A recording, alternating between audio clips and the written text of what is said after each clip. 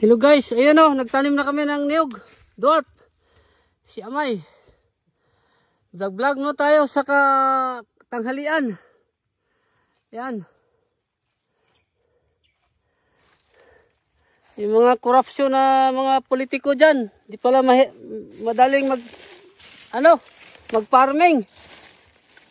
Kawaan mo yung mga farmers dyan.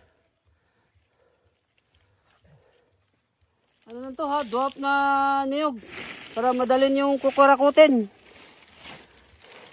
Maagang tutubo. Maaga din kayo mangulikta ng tax. Yan, yung mga gobyerno dyan na mahilig sa tax. Tapos may penalty pa. Yan, subukan yung mag-farming na sarili yung pagod. Ayan si Amay gawin daw tuba.